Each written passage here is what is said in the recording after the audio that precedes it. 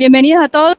Estamos en el último seminario cuatrimestre, ¿sí? A dar el segundo seminario de doctorado de Octavio García, titulado Agujeros negros primordiales supermasivos en la época de reionización. Así. Adelante. Hola.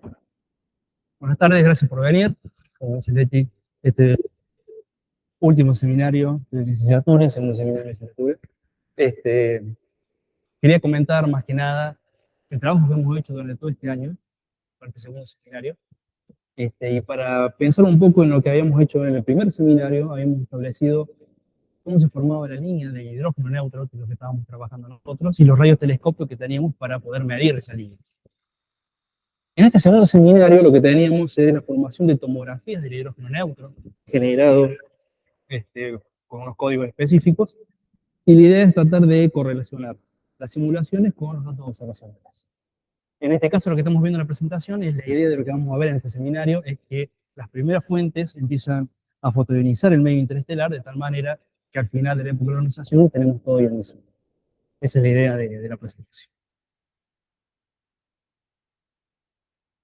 Para comenzar, perfecto. Para comenzar vamos a ver un poco de la línea de la física fundamental de la línea de 21 centímetros. Voy a comentar sobre las simulaciones que hemos realizado en simular un volumen en 3 dimensiones del modelo cosmológico y en base a ello tratar de encontrar las que son las tomografías que nos van a permitir la evolución del hidrógeno neutro. Finalmente voy a hablar sobre los agujeros negros supermasivos y los posibles semillas de formación de estos agujeros negros supermasivos y cómo han influido en la evolución de la historia de la organización. Y finalmente voy a tratar de hablar sobre la última absorción de uno de los datos que tenemos del radiotelescopio, en este caso es H, que da una idea de las posibles primeras formaciones de las estructuras. La conclusión, trabajo final y bibliografía. La idea básica trata de que justamente las primeras partes de simulación, o sea, la parte teórica, y la segunda parte es la parte observacional. Bien, para comenzar y hacer un repaso de lo que fue el seminario 3, lo que teníamos es tratar de encontrar o hablar un poco de cómo se formaba la línea de 21. La línea de 21 centímetros se forma considerando el átomo de hidrógeno. En este caso habíamos hablado de un estado excitado, que es el triplete, que básicamente es tener el protón y el electrón, cuyo spin está en la misma dirección. Debido a la interacción del campo magnético del protón y el dipolo eléctrico del electrón, se produce un cambio a un nivel mucho más bajo de energía, de tal manera que se manifiesta en ese cambio la emisión de un fotón característico cuya frecuencia es de 1420 MHz en laboratorio y la longitud de onda específica para eso es de 21 centímetros. Por lo tanto, está observado en radio.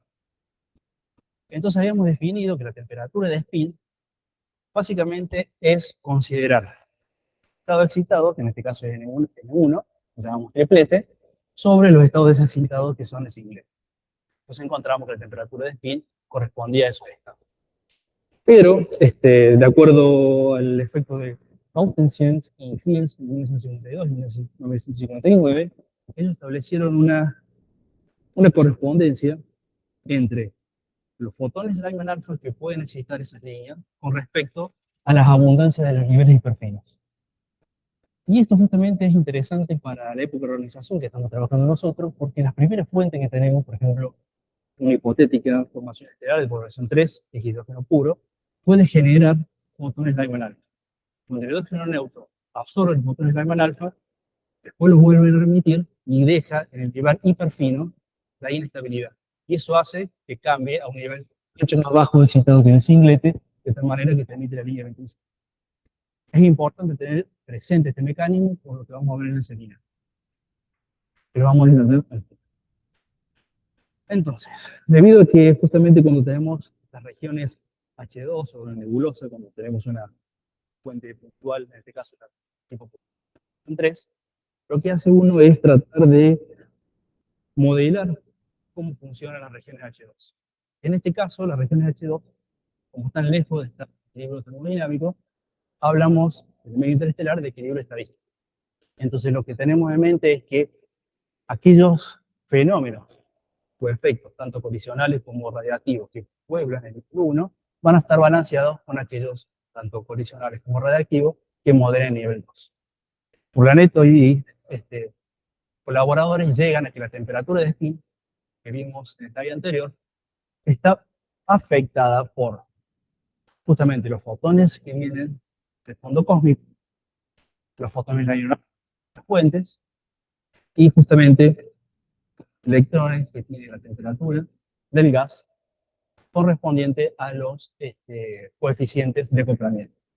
Cuando hablo de coeficiente de acoplamiento, significa que cuando está acoplada, por ejemplo, la temperatura de spin con respecto a la temperatura del gas, significa que está más afectado por el gas. Si hablo, por ejemplo, de acoplamiento de la temperatura de spin con fotones de SM, eso implica que justamente el fondo cósmico afecta más al hidrógeno. Entonces, los coeficientes, por un lado, tenemos lo que corresponde a los fotones de la alfa, pero los que son los coeficientes de excitación y desexcitaciones colisionales es toda esta expresión. Nosotros, para hacerlo más didáctico, graficamos, roteamos, perdón, los coeficientes y vemos que a mayor temperatura del gas, la tasa de desexcitación colisional es mayor.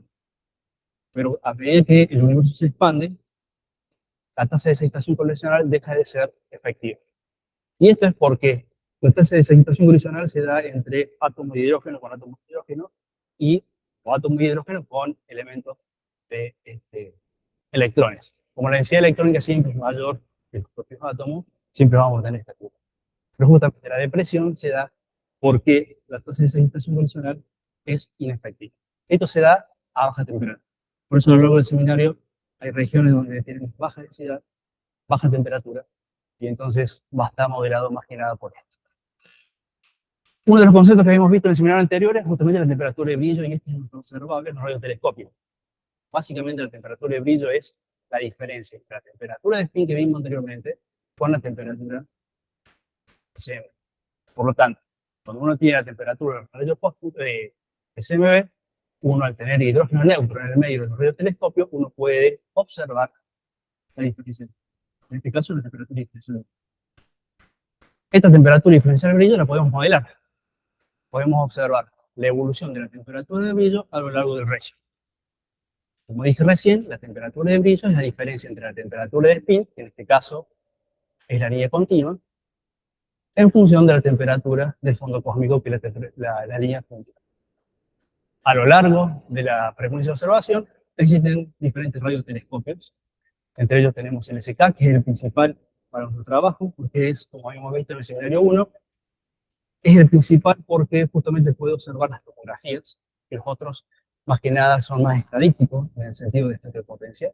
La MWA es el precursor del SK, ambos casi son del hemisferio sur, y particularmente este viene en 2013 midiéndose que ya las contribuciones de Foreground, por ejemplo, de la señal, ya están medidas. Ya tenemos datos de la MWA. El SK pronto ya va a medir, faltan algunas estaciones. Datos por medir. Por el lado del hemisferio norte tenemos LOFAR, que es una red de radiotelescopios, en este caso puse el central para verlo, y GMRT, que es de la India. Ambos son dedicados a la época de organización del hidrógeno. Para finalizar esta sección, quiero mostrar básicamente cómo es la evolución de la temperatura de spin y qué es lo que vamos a medir en las simulaciones SI. Como teníamos anteriormente, tenemos el eje horizontal, la frecuencia de observación, correspondiente a los distintos redshifts, como podemos ver ahí arriba, y en el eje vertical tenemos la temperatura de brillo.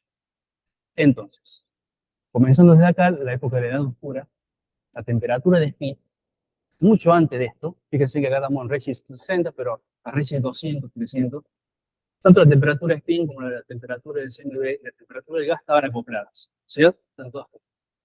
Cuando se empieza a expandir adiabáticamente el universo, la temperatura de spin empieza a estar más correlacionada con la temperatura del gas. Pero debido a que a la expansión, la tasa de excitación, como vimos recién en el plot, es menor, es menos efectiva, la temperatura de spin empieza a estar más correlacionada con la temperatura de CMB. Por lo tanto, siempre empieza a acercarse más a la temperatura del fondo. Ahora bien, de acuerdo al modelo cosmológico actual, las primeras fuentes empiezan a aparecer a partir del redshift 30, y entonces, por ejemplo, si tuviéramos una hipotética región, una región H2, donde en la parte central tenemos una estrella tipo población 3 o población 2, estas estrellas van a generar fotones Lyman alpha. Entonces, en este caso, los motores medianos ya van a empezar a afectar más la temperatura de spin. Por lo tanto, la temperatura de spin ahora, en vez de estar correlacionada o acoplada con la temperatura de CMB, va a estar más acoplada con la temperatura de las primeras fuentes. Por eso es que empezamos a ver esta absorción. Luego, a medida que justamente la población 3 flotan, genera un agujero negro, pueden generar rayos X, y esos rayos X empiezan a calentar aún más el medio interestelar. Pero ¿qué pasa? Debido a que el medio interestelar, el hidrógeno neutro se va terminando, cada vez va siendo menos de llegar a la época. Por lo tanto, lo que estamos viendo en la temperatura de brillo es la evolución de la temperatura de spin a lo largo. Bien. Entonces, una de las herramientas o el método que tenemos para estudiar, no solamente el radiotelescopio, sino cómo podemos modelar la línea de los centímetros, es justamente a través de simulaciones. Usamos distintos códigos. Lo que viene ahora es trabajo tanto como dicho durante prácticamente desde año y hasta ahora, hoy día. Lo que vamos a hacer es modelar la temperatura de brillo a lo largo del redshift, y lo que podemos ver básicamente es que tenemos la emisión en color rojo, en color azul, perdón, y la parte en roja es la parte de la absorción. Lo importante es que las primeras estructuras donde empiezan a formar las podemos modelar. La idea básica de nuestro trabajo y de esta sección es la siguiente. Nosotros lo que hacemos es generar un box en 3 dimensiones, modelo lógico, donde podemos ver la evolución del hidrógeno neutro, y gracias a ello podemos determinar las tomografías. Estas tomografías que dan idea de cómo ha ido evolucionando el hidrógeno neutro a medida que se forman las primeras estructuras, es lo que van a medir los radiotelescopios modernos, principalmente en ese caso. Usamos diferentes códigos. Nosotros nos basamos en simulaciones semianalíticas porque nos ahorra el tiempo de cómputo. Usamos distintos códigos. 21 FAS, Bjorn, TUS 21 centímetros, el 21 centímetros de cadena de Markov, 21 centímetros de Likelihood y 21 centímetros de Sense. Todos estos códigos básicamente parten de un mismo código que el 21 centímetros FAS, principal para nosotros y ha sido así en la literatura. Justamente Bjorn lo que hace es modelar aún mejor lo que son las regiones H2. Ya vamos a ver por qué. El 21 centímetros TUS y el 21 centímetros Sense son más que nada la interfaz entre el 21 centímetros y la medición de los radiotelescopios, que está usado. Y lo que es el 21 centímetros de Markov y el 21 centímetros Likelihood son más que nada estadísticos, que son los que dan bien al final de la tesis. Los que están en rojo son los que hemos usado para el paper de la línea de 21 centímetros en el trabajo de Mies que hemos el pasado y bueno, ya ha sido publicado en la revista. Nuestro trabajo usa todos estos códigos, pero el principal es el 21 FAS. Bien. Ahora bien, utilizando este 21 centímetros FAS, B13, porque la última versión de 2021, lo que hace básicamente es darle condiciones iniciales al código, genera un halo de materia oscura, que a medida que va contrayendo, va modelando el gas. El gas van a las primeras estructuras de formación y con ello podemos medir la línea de inclusión. Usa distintas ecuaciones, usan distintos códigos. Yo lo que voy a hacer es describir 5 ecuaciones, básicamente, modelar un poco, decir qué es lo que incluye cada una. Cada uno de los códigos, algo de estas ecuaciones se modifican, pero yo lo voy a dar de una forma general. Uno lo que tenemos que es el hidrógeno ionizado en la forma local, o sea, cada la fuente podemos ionizar ese punto como la ionización que produce esa fuente. Tiene en cuenta la tasa de ionización producto de la fuente y las densidades que se encuentran. En este código generalmente siempre tienen lo que es el hidrógeno y el helio. Hay otros códigos que pueden tener otro tipo de metricidades, pero bueno, son más. La otra ecuación diferencial importante es cómo modela la temperatura. Y la temperatura básicamente está afectada por cuál es la inyección de energía que las fuentes producen en el medio interestelar, cómo modela la expansión. Y finalmente este término que es re importante es cuando uno produce la fotoionización dado por una fuente central, se generan fotoelectrones nuevos. Entonces el código tiene en cuenta esos fotoelectrones nuevos para modelar. La otra ecuación principal son 4 y 5, La cuarta es la inyección de energía que produce la radiación X, como vimos que es puro y por otro lado tiene la inyección de energía producto de las primeras fuentes. ¿Perdón?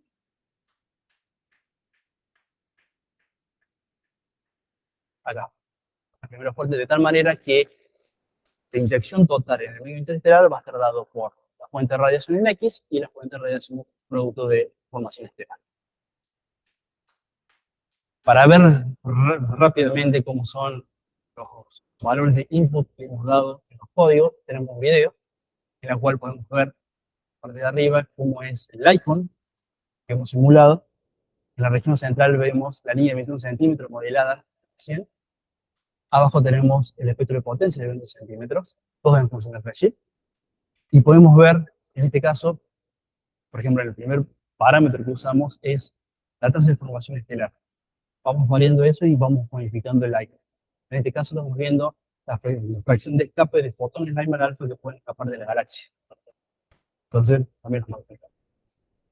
Esta es la tasa de eficiencia en que la materia oscura trabaja para formar justamente las primeras estructuras con la masa bariónica. Y en este caso de acá tienen en cuenta los fotones de rayos X que pueden escapar dentro de la misma región. Bueno, hay muchos más parámetros, pero estos son como los principales que nos manejan. De tal manera que nos queda el icon con esas condiciones iniciales de forma distinta. Entonces, nosotros lo que hemos hecho es, esto es el primer plot, esto lo hemos hecho, hemos ploteado varios Lycon. 21 Fast te permite hacer varios tipos de Lycon. Nosotros generalmente trabajamos con el 21 centímetros, todo lo que es la parte de ionización y justamente la densidad de materia. Pero tengan en cuenta que existen, por ejemplo, el foton Lyman alfa, los fotones Lyman Warner, que son más adelante. Bueno, distintos tipos de calentamientos, masas críticas. Uno puede modelar varias cosas. Nosotros en nuestro trabajo solamente usamos tres. Son estas tres. La densidad de campo, la fracción de neutro, cómo se van ionizando, que es la presentación que vimos al principio, y la temperatura de brillo. Las tomografías que hemos hecho son las siguientes. Para el campo de densidad hicimos 100 tomografías prácticamente entre un redshift entre 5 y 40, forman las primeras estructuras, hasta redshift 5 que casi finalizar en la época de realización. Para el campo ionizado también hasta 100 y para la temperatura de brillo otras 100. En total son prácticamente 300 tomografías y eso depende de las condiciones iniciales que vimos recién, cuando variamos los parámetros, así que tenemos muchísimas tomografías. Las que vamos a ver ahora son solamente seleccionadas todas estas 300. Nuestro primer plot. Logramos simular un Lycon de 300 megaparsecs de Q-móvil en función del redshift, en donde podemos ver prácticamente redshift 30, redshift 25, las primeras estructuras. Luego viene la absorción de las primeras estructuras, el calentamiento y la emisión hasta llegar al centro del proceso. Lo modelamos por justamente la temperatura de brillo, que habíamos dicho que era la diferencia entre la temperatura de fondo cósmico con la temperatura de estudio, y el campo de densidad, dado por, usamos los parámetros de Planck, 18, para el modelo cosmológico. Entonces, la temperatura, justamente las tomografías que hemos realizado del campo de densidad son las siguientes. Como dijimos recién, tenemos una distancia común de 100 megaparsecs, distancia de 300 megaparsecs, y lo que podemos ver es que a alto redshift va evolucionando acá hasta llegar a Z5, aleatoria, el campo de densidad. Ahora bien, el campo de ionización, podemos ver que a alto redshift, en este caso, fíjense en que el color amarillo corresponde a hidrógeno neutro, y a medida que nos vamos acercando al color prácticamente negro, ya está todo ionizado. O sea, a alto redshift prácticamente viene todo neutro, y a medida que nos vamos acercando al redshift más cercano, se empiezan a formar las primeras estructuras. Estas estructuras son regiones H2 generadas por galaxias que empiezan a evolucionar, hasta llegar prácticamente a Z5 con pequeñas fracciones o totalmente ionizadas. En el caso de la temperatura de brillo, vamos a dar Pueden fijarse también, tenemos en el caso lo mismo, tenemos las primeras estructuras que le dimos en condiciones iniciales, empiezan a evolucionar las primeras estructuras y van interaccionando con la temperatura del brillo, hasta llegar a la emisión total del hidrógeno. Entonces, como resultado de estas simulaciones, podemos considerar, en este caso, el redshift y el hidrógeno neutro, y cómo ha ido evolucionando a lo largo de la historia de la organización. Entonces, desde un redshift muy lejano, 735, sabemos que tenemos el hidrógeno neutro, en este caso son las slides amarillas que te vimos recién. A medida que empiezan a formarse las primeras estructuras, el hidrógeno neutro empieza a ionizarse. De tal manera que llegando a finales redshift 5 o redshift casi 6, un poquito más, ya tenemos todo ionizado. Y esto es debido a las primeras estructuras. Este es nuestro primer resultado. A lo largo del seminario vamos a ver al final que en realidad no tenemos una línea bien definida, sino que vamos a ajustar esos modelos a los datos. Por otro lado, hemos modelado justamente en el eje horizontal el redshift y en el eje vertical la temperatura de brillo. Hemos dado distintas condiciones iniciales. En este caso tenemos lo que es una absorción de 21 centímetros para población 3, o sea, son estrellas hipotéticas generadas por hidrógeno neutro, que son extremadamente masivas.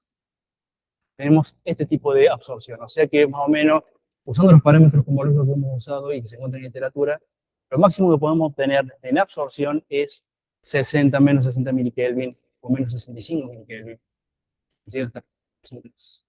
En cambio, con población 2, que tiene la metalicidad mucho más alta, hemos variado algunas tasas de formación estelar, pero a lo sumo que podemos llegar es una absorción de menos 140 milikelvin, utilizando población estelar. Y así podemos modelar la primera de las slides cuando habíamos visto de la estructura de formación, la primera formación de estrellas, cómo afectan a la temperatura de brillo. Luego hemos modificado, también hemos probado el hecho de que a lo largo del redshift y el eje vertical, el hidrógeno ionizado, cómo ha ido evolucionando también. Y en este caso tenemos, en el caso del redshift central, es el hidrógeno ionizado utilizando los parámetros estándar que se encuentran en homología, y nosotros lo que hemos hecho es variar conforme a población 3 o población 2, cómo variar ese ajuste. Esto es importante porque nos da más o menos en qué momento, tanto en la parte superior a redshift 5 o redshift más o menos 7,5, nos pueden dar idea de cuándo termina la época de organización.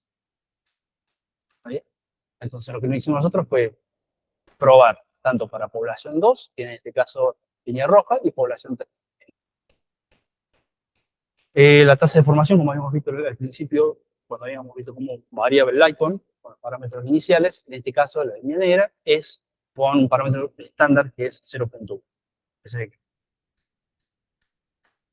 Bien. Hasta ahora lo que tenemos son simulaciones y tenemos la parte teórica. Ahora entramos a la parte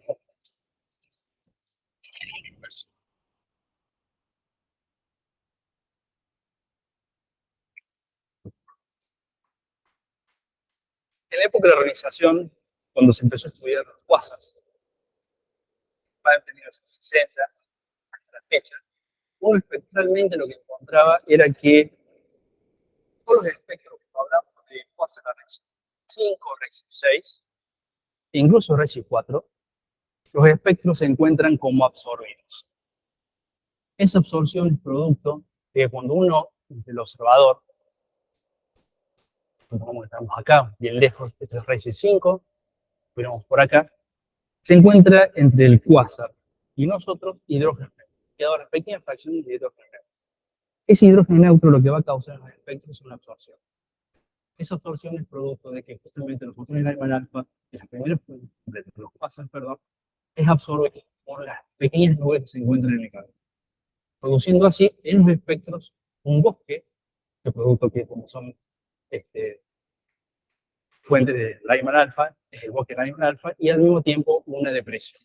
Son características espectrales que justamente a medida que uno se va al altura, ¿sí?, esa profundidad aún mayor.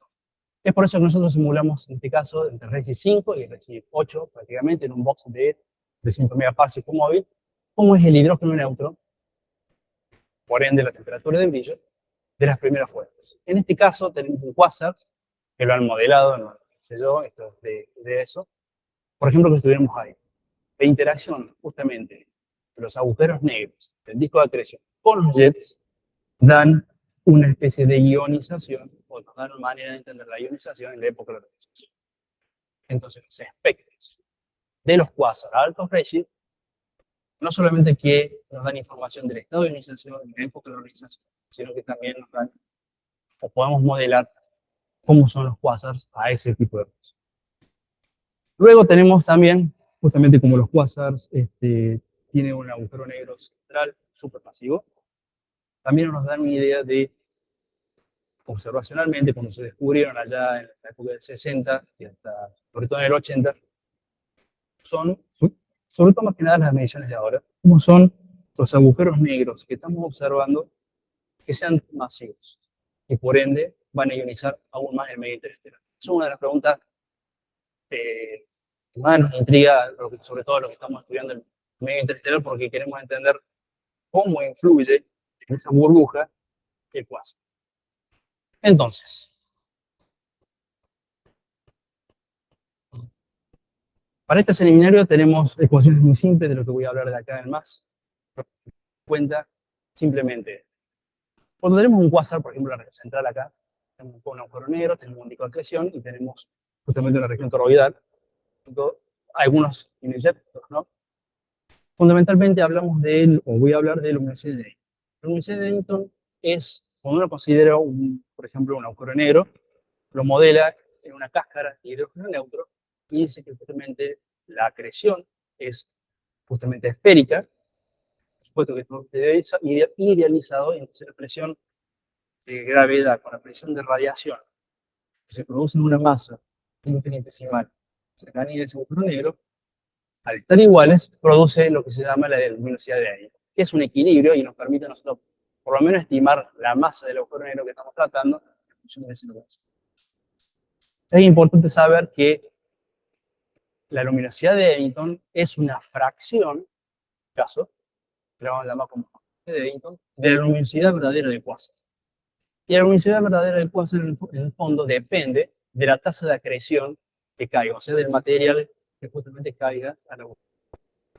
Esa tasa la podemos modelar de la siguiente forma, donde tenemos el cociente de Eddington, la luminosidad de Eddington, y justamente la eficiencia con que transforma la materia en reposo en energía. La ecuación fundamental, esto nos lleva a decir que justamente las masas que nosotros viendo de los agujeros negros, por ejemplo, si yo observo un quasar a raíz 7 y yo observo una masa de 10 a la 10, utilizando justamente la tasa de acreción de Eddington y el tiempo final inicial de los quasars, uno puede modelar lo que conocemos la masa inicial. Esa masa inicial nos da la evolución, por lo menos, de los quasars. Esta es la ecuación principal, la que vamos a usar ahora, más adelante también, pero básicamente esta masa inicial es la masa que vamos a asociar a las masas semillas. Vamos a utilizar justamente la tasa de acreción de Eddington y los tiempos finales con el fundado dentado. Bien, entonces, para tratar de encontrar cuántos quasars tenemos entre redshift prácticamente 5 y redshift 8, lo que hemos hecho es plotear, de acuerdo a los trabajos de Jin Yang y Mao Xiaoling,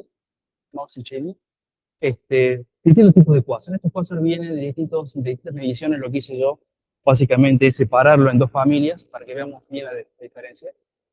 Tenemos que justamente quasars muy masivos. En el eje vertical tenemos la masa de los agujeros negros en función del redshift. Tenemos muy masivo a redshift cercano, o sea, redshift 6, por decirlo. Pero a medida que nos vamos alejando un poco más, se hacen menos masivos. Entonces estamos hablando de un rango entre 10 a la 8 masas solares y 10 a la 10 masas solares.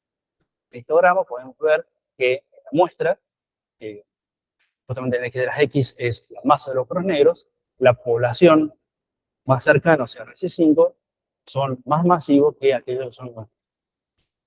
Lo mismo para la luminosidad bolométrica.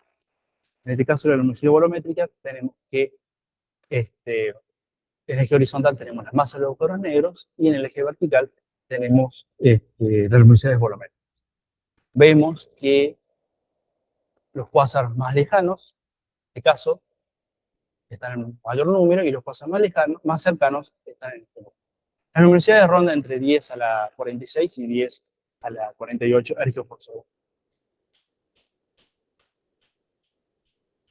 Por otro lado, uno de los datos interesantes es que también hemos ploteado la tasa de Eddington, el cociente de Eddington, en función del redshift.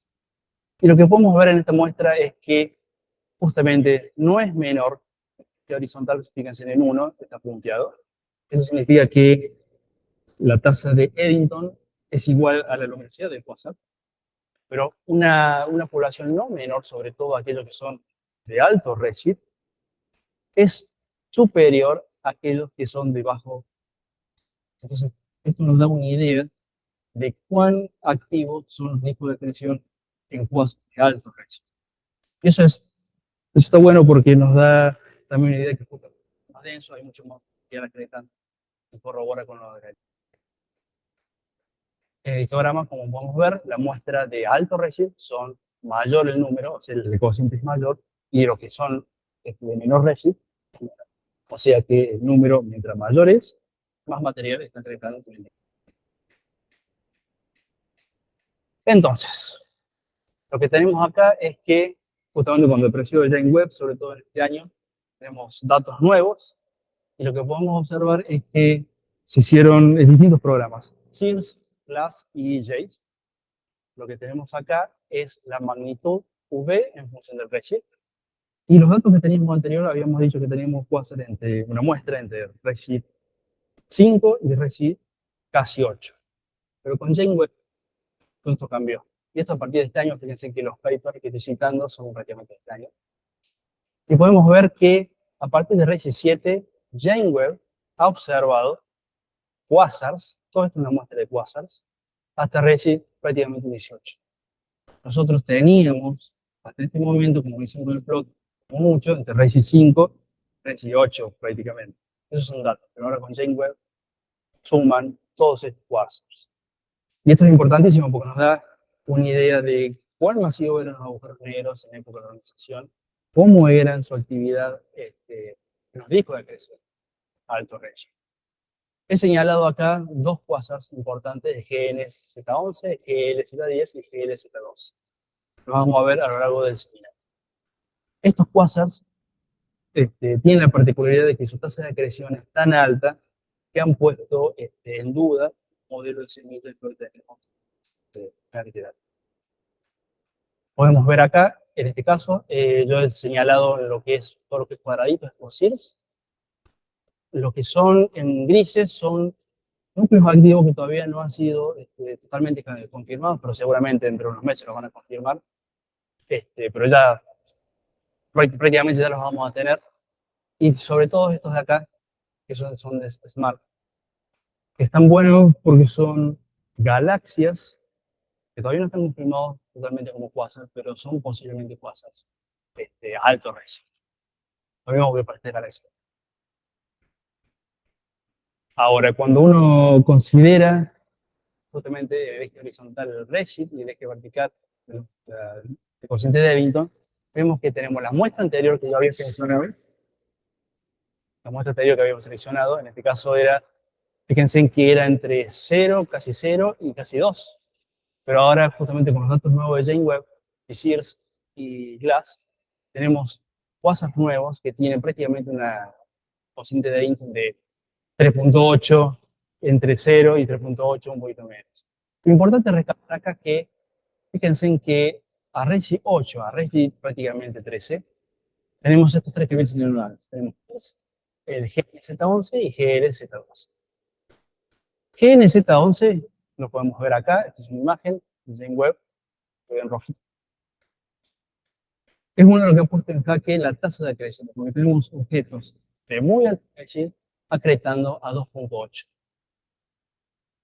Por un lado, está bien que así sea, eso da un poco la idea de que justamente es una zona muy densa, pero uno esperaría de que esa acreción sea un poco más baja. En realidad, esta acreción era de 5.5, pero en las últimas semanas, los últimos papers la corrigieron y lograron hacer 2.8. Este es uno de los modelos que vamos a usar en el seminario. Si es También, CIRS 1019 también son objetos muy masivos, y el GLZ11 también. Lo podemos ver acá en estas imágenes. CIRS son todas galaxias rojas, no son cosas rojos. Bueno, y acá podemos ver la comparación entre la muestra anterior con los datos nuevos del.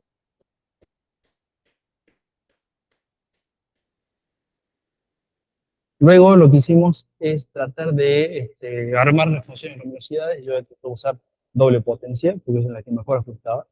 Lo que vemos acá son con los datos nuevos de Jane Webb, desde Redshift 7, Redshift 8, Redshift 9, Redshift 10, 11 y 12. En el eje horizontal tenemos las magnitudes y en el eje vertical el número de galaxias. Existen distintos ajustes, nosotros hemos usado los más conocidos, en este caso es de Bolwer. Todos los autores han hecho estos ajustes conforme a los posibles datos que uno esperaría observar de Jane Webb. Nosotros los hemos usado y ajustan bastante bien, como podemos ver. Estos son en función de las galaxias, de los quasars que hemos visto anteriormente. También hemos hecho quasars, o hemos ploteado justamente la función de la velocidad para quasars mucho más grandes, mayor redshift, Z15, Z16, 18, pero como es menor el número, tratamos de no podemos hacer una ajuste. Así que preferimos dejarlo acá.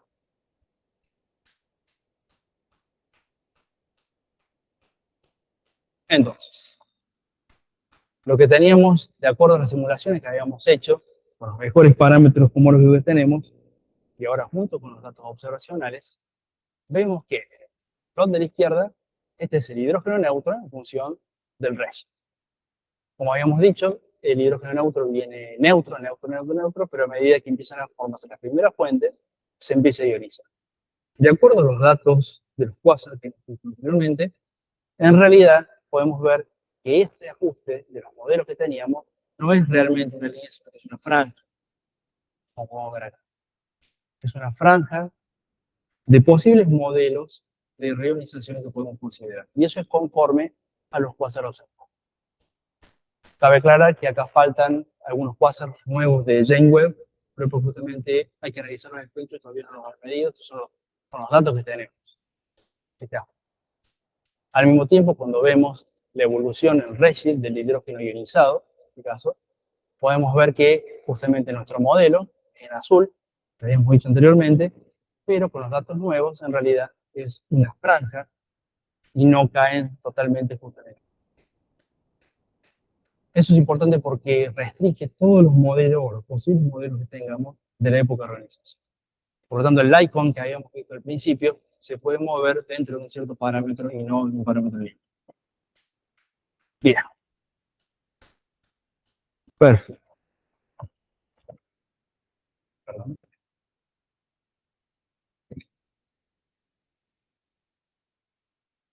Lo que tenemos ahora es que justamente teníamos los datos observacionales de los quasars supermasivos. Acá podemos ver en este plot cómo se empiezan a formar las primeras estructuras y llegando a quasars supermasivos que decíamos que teníamos masa entre 10 a la 8 y 10 a la 10, observacionalmente para redshift entre 5 y 8. Pero nosotros nos preguntamos, estos quasars que son supermasivos, vienen de alguna semilla. Esa semilla, tal cual, debería estar ionizando el medio en algún punto. Entonces, una de las cuestiones centrales de nuestro trabajo es preguntarnos, dados los quasars observacionales con esas masas, corresponden a una semilla determinada y esa semilla va a ionizar el medio de alguna manera. Entonces, estamos particularmente interesados en los agujeros negros primordiales que se pueden dar en esta región, los agujeros negros supermasivos, y ellos van a interaccionar con el medio interestelar, como podemos ver acá, de acuerdo al modelo de agujeros negros. Lo que sí tenemos certeza es que los datos observacionales, como dijimos recién, van entre 10 a la 6 masas solares o 10 a la 10 masas solares. Entonces la pregunta clave es, ¿cómo se formaron esos agujeros en esa región? Bien, existen distintos modelos de semillas de agujeros negros. Uno de los principales es cuando hablamos de agujeros negros primordiales, que fue una hipótesis teórica de Stephen Hawking y diferentes autores, en la cual ellos postulan de que los agujeros negros se podrían formar por inestabilidades cuánticas, se dan en una región, se dan principalmente en la época de después de la inflación y en la era de la radiación. Estos agujeros negros rondan masas entre a la 1 y 10 a la 2 masas solares. Y lo que vamos a ver al final del seminario es que estos posiblemente pueden ionizar el medio interestelar. La otra posible formación de agujeros negros viene de la hipotética población 3. Esta es la que comúnmente sabemos. Nosotros tenemos una estrella, la estrella colapsa. Para que explote, colapsa, se genera un remanente de población. Estos agujeros negros rondan masas entre 10 a la 3 y 10 a la 4 masas solares. Y por otro lado, otro posible escenario de formación de agujeros negros es justamente el colapso directo. El colapso directo trata básicamente de tener una nube de hidrógeno neutro. Debido a las inestabilidades gravitacionales, empieza a contraer y empieza a calentar en la región central. Esa región central produce fotones Raman-Warren, que habíamos visto al principio, que es entre 11 y 15 electrovolts, de tal manera que disocian lo que son las moléculas, nubes moleculares de hidrógeno neutro. Eso justamente lo que quiere es neutralizar, porque el hidrógeno neutro, las moléculas de hidrógeno neutro, lo que van a hacer es enfriarse y no generar un agujero negro. En realidad va a generar la parte estelar, pero en el modelo que uno utiliza con esas condiciones, generalmente uno pide o es necesario de que justamente disocien las moléculas de hidrógeno. Entonces, de acuerdo a los datos observacionales que teníamos, perdón, tengo que aclarar justamente que tanto los agujeros negros primordiales o por remanente de población 3 o de colapso directo pueden crecer por medio de mergers entre ellos o por discos de acceso. Utilizando los datos observacionales anteriores, acá yo he plotado algunos quasars, pero fíjense, en este caso tenemos las masas de agujeros negros, son del Redshift. Redshift prácticamente 30, es donde el modelo cosmológico actual predice que se forman las primeras estructuras, y Redshift 5 es donde nosotros estamos observando. Entonces la idea es, dadas las observaciones que tenemos, con los quasars que tenemos como al principio con las muestras, podemos predecir en qué momento los quasars se formaron. Y acá donde usamos la ecuación anterior, donde habíamos dicho la evolución de la masa, que teníamos la masa del agujero negro, la masa del CIET en función de la tasa de creación de Einstein. Entonces, utilizando esos datos, nosotros podemos extrapolar, de acuerdo a estos agujeros negros supermasivos que se han observado, podemos decir que corresponden a CID, a un redshift de 30, corresponden a un modelo de colapso directo, y no de modelo de poblaciones. Una de las preguntas interesantes que nos hicimos es que, bueno, si tenemos agujeros negros en esta región, posiblemente estos agujeros negros supermasivos vengan o provengan de agujeros negros primordiales que han ido creciendo por disco de acreción lentamente, de tal manera que vienen creciendo y llegan a obtener masas de las observadas. De ser así, nosotros hemos trabajado acá en hipotéticamente tener un agujero negro con un disco de acreción. Tengo que aclarar que atrás de todo cada plot hay miles y miles de ecuaciones, así que no voy a hablar de eso, pero simplemente decir que justamente cuando uno tiene un agujero negro de distintas masas, en este caso masa de 10 a la 2 masas solares o 10 a la 4 masas solares, vemos que en el eje vertical el hidrógeno neutro y en el eje horizontal la distancia, parsecs, lo que va a causar es que va a ionizar el medio de acuerdo a la masa. Entonces, en este caso más masivo, van a ionizar a una mayor distancia que aquellos que no son. Eso implica que si estos agujeros negros, en este caso yo lo hice para Z30, esto implica que masas entre 10 a la 4 y 10 a la 2 podrían estar ionizando el medio desde esa. O sea que si uno extrapola lo más alejado posible, de acuerdo a la población de agujeros negros, podría de a poco ir ionizando el medio y no tener, ¿se acuerdan los plots anteriores?, totalmente ionizado a alto redshift. De tal manera que al final van a corroborar de que justamente es, de acuerdo a esos modelos, podemos acotar las posibles modelos de semillas de agujeros negros supermasivos. Bien. Para finalizar, una de las detecciones que teníamos en Edge, esto es re interesante porque hasta hoy día no tenemos respuesta y esperamos con nuestro trabajo por alguna respuesta a ello. Es un radiotelescopio que está cerca de SK, en Australia, ¿tá? Y hemos tenido una en su momento, en el 2018, una absorción del hidrógeno neutro correspondiente a las primeras formaciones del S3. Cabe aclarar que tienen otro tipo de radiotelescopios, como SARAS, LEDA, que también están tratando de obtener esa absorción, pero no la han conseguido hasta hoy. Esa absorción es la siguiente. En el eje horizontal tenemos el redshift, en el eje vertical la temperatura de brillo. Como podemos observar, en líneas azules la medición que registró H con un ajuste en tipo U, y prácticamente la región central es la región 17. Esta absorción, si la comparamos con los datos que hemos tratado de medir, los observacionales que hemos hecho, en el plot de la derecha tenemos la profundidad a menos 500 milikelvin y el redshift 17 es esto. O sea, implica que para el modelo cosmológico actual, las primeras estructuras predicen que se forman aproximadamente en 140, por eso fue la primera definición que hicimos, pero al registrar H su absorción, obtienen esta profundidad de menos 500. La pregunta que nos queremos hacer nosotros es, primero, ¿esta absorción corresponde a las primeras estructuras? De ser así, sí. Esperamos nosotros que con los agujeros negros supermasivos poder reproducir esta estructura, esta absorción. Hoy día no se logra. Nosotros lo que queremos hacer ahora es, podemos postular, es que utilizando agujeros negros primordiales, lo más lejos posible, Z300, por ejemplo, podemos reproducir este tipo de... Se han postulado distintos mecanismos, por ejemplo, de fuentes astrofísicas, la interacción de la materia oscura con la masa bariónica. Nosotros postulamos la radiación de los agujeros negros primordiales. También puede venir de justamente los jets que producen los mini quasars en su momento, pueden producir esa absorción. Por otro lado, puede plantear una nueva física. Hay muchos papers que postulan justamente que las condiciones o las teorías físicas que tenemos de física moderna a ese nivel no son las correctas, o simplemente del mundo de la ingeniería. En radio, todos los elementos nos causan ruido, todo influye en la señal, y por lo tanto puede ser un diseño de hardware, puede ser también al mismo tiempo efectos del Foreground que no se tienen con visión. Por ejemplo, el Foreground es cuando está contaminada la señal y hay algo que en su momento de la medición no se ha logrado medir, o simplemente errores instrumentales. De acuerdo a los papers, los últimos papers de H, los errores instrumentales prácticamente han estado muy bien medidos, y muchos de los que no logran medir las señales justamente se lo atribuyen a que sí son errores. Bien.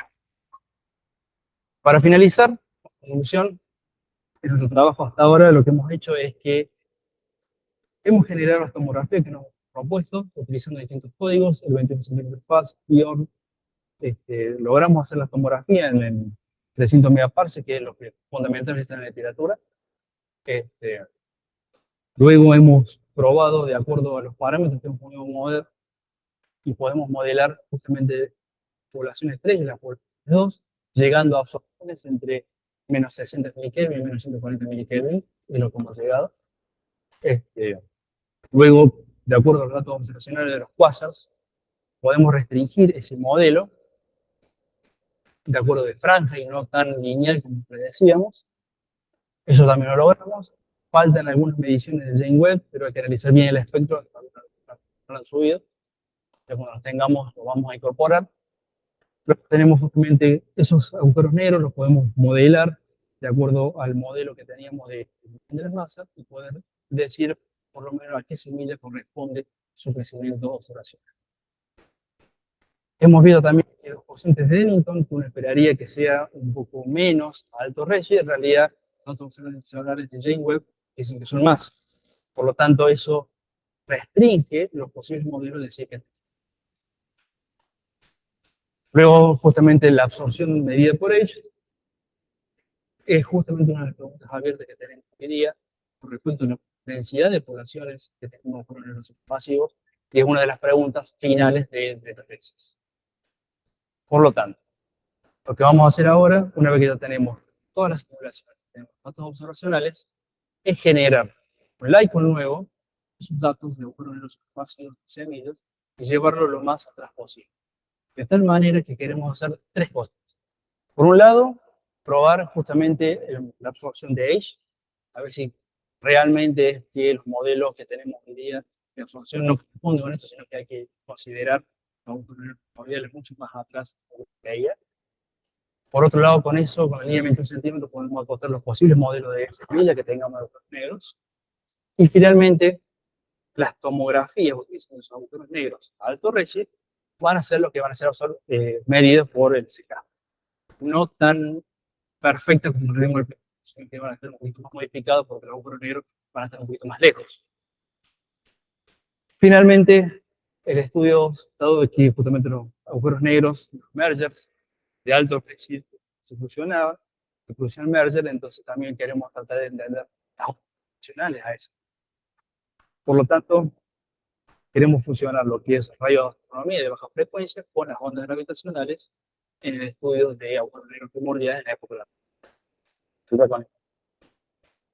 dejo la bibliografía para los interesados, dejo los códigos que hemos usado y también los papers que hemos trabajado.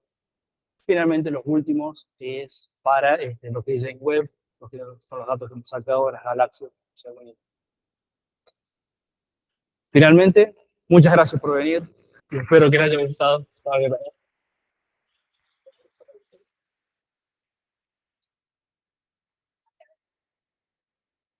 Muy bien, Octavio.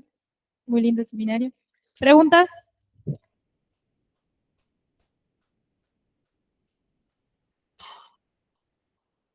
Gracias. Qué buen seminario, muy... Yes. ¿Vieron? Sí. El diagrama ese que mostrabas de cómo eran las mediciones de quasars que habían encontrado, la azul y la roja. Ah, dale. ¿Chequearon si la evolución de las rojas, o sea, si vos agarras las rojas y estimás cuánto es la creación debido a la luminosidad que tenés, el otro plot te llega a las azules más adelante, en el próximo redshift? Como que vos viste que hay las acreciones de los puntitos rojos, están a redshift 6 por ahí, Sí. tiene una masa de 9, ponele, de 8, como Sí. 75. Entonces tiene que aumentar hasta 9.50 en redshift 6. Sí. Entonces mi pregunta es si más o menos estimar cuánto tiene que ser esa creación y si corresponde a la luminosidad que vos estás viendo de Eddington en el plot que sigue, que está por arriba, en la que sigue. Es. En esta. No, estaría bueno hacer eso. Estaría bueno utilizar las masas de los agujeros negros y predecir cuál sería la tasa de creación de ellos. Y haces la reflexión hacia atrás, cuál podría ser una posible semilla a un cierto redshift Exacto. más o menos considerable. No lo hicimos, pero sí lo vamos a hacer. Exactamente. La otra duda que las regiones H2 que tenías antes, la forma de esas regiones, Sí. ¿no? O sea, digo, las regiones H2 donde se forman y la forma que tienen, ¿podrían explicarte el origen de esas regiones H2?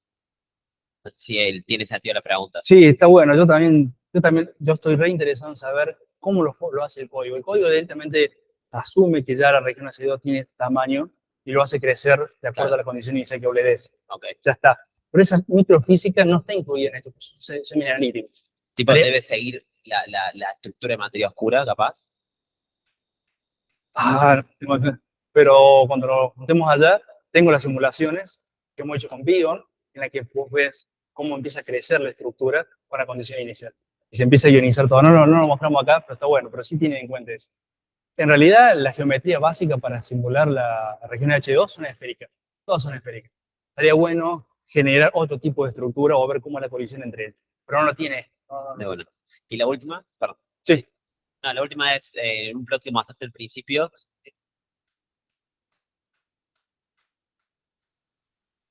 Sí, mira. No entiendo por qué. ¿Me explica? Dale. Yo se imagino al revés, la población 3 para mí es flotantes, entonces debería generarte una realización antes, no entiendo. ¿Por qué? Porque justamente la población 3, la población 2, al tener mucha más metalicidad y son mucho más masivas, tiene mucha más cantidad, tiene mucha más población. Entonces te va a producir una absorción más grande. Te lo va a quemar en cierto modo antes. También la población 3, a pesar de que son más masivas, son menos abundantes. Entonces te lo tiene mucho más atrás, como que tarda mucho más en ionizar todo el medio interestelar. Por eso lo tenés más tardío acá. Gracias, muy bueno el seminario. Claro. Un montón de fuentes. Ahí dato un montón la época de formación de la ropa. Claro. Vos lo pones, se atrasa todo. Pero sigue siendo la 2 la que te digo ahí, solamente que te la transforma Eso me queda, ahí está esto y mitad lo, o sea, mitad las estrellas, mitad lo que es X. Es más que en estos códigos, porque solamente incorporado los rayos X puede hacer cosas de que vos generas posibilidad de poner una población semilla que es como está tratando de eso, como así. Bueno, felicitaciones, bueno.